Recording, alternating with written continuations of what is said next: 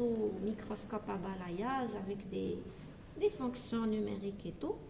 Et on peut déterminer. Donc, bien sûr, cette coquille, elle est plus jeune que cette coquille. D'accord? Et les coquilles, elles sont pas... Non, elles ne sont pas orientées. On a une coquille gauche et une coquille droite. Donc, par exemple, si je pose, est-ce qu'elles se complètent? Non. Donc, ce n'est pas la bonne paire de coquilles. D'accord? Si, par exemple, la même chose.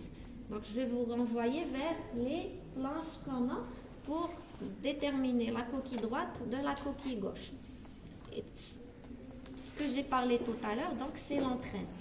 Donc, que ça soit les muscles adducteurs. Donc ici, on n'a pas... Donc là, vous voyez, on a essayé de reprendre avec le stylo. Là, malheureusement, on n'arrive pas à voir. Mais les muscles adducteurs, ils nous laissent des empreintes dans les coquilles. Donc, vous allez sûrement entendre parler de anisomière et dimière.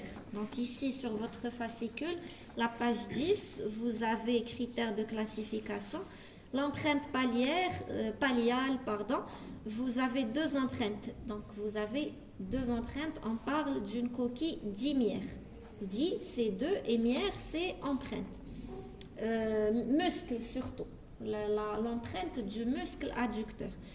Donc, empreinte du muscle adducteur de même taille, isomière, donc iso c'est égal, et mière, empreinte du muscle adducteur.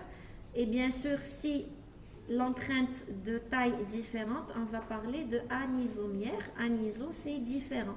Une seule empreinte, monomière, donc mono, ouais. L'impression palliale, le bord du manteau et les siphons. Donc ici, ce que vous observez, j'ai là, vers la fin de la coquille, donc là, c'est la fin de la coquille.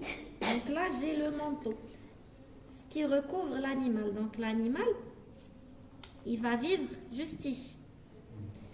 Et la partie qu'on a, ça va servir aux pieds. D'accord?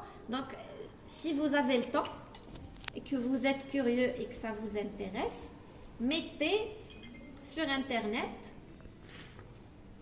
couteau par exemple. Le couteau, sûrement, vous l'avez déjà observé quand vous êtes en train de marcher.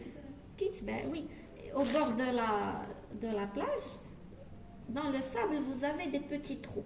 Le mousse. Le couteau, c'est le mousse. Quand vous marchez, vous allez retrouver deux trous côte à côte. Mettez récolte ou la cueillette du couteau de mer. On va mettre dans les trous un peu de sel ou de l'eau salée et vous allez observer que il va faire sortir quoi? Les siphons, pas le pied. Le pied, il est enfoui dans le sable, d'accord? Et quand il va faire sortir les siphons, donc il y a la personne qui va collecter, elle va le recueillir et vous allez observer son pied. Donc tous les bivalves, ils ont un pied, des siphons pour s'alimenter et respirer et le pied pour marcher. D'accord? Est-ce que c'est clair, s'il vous plaît?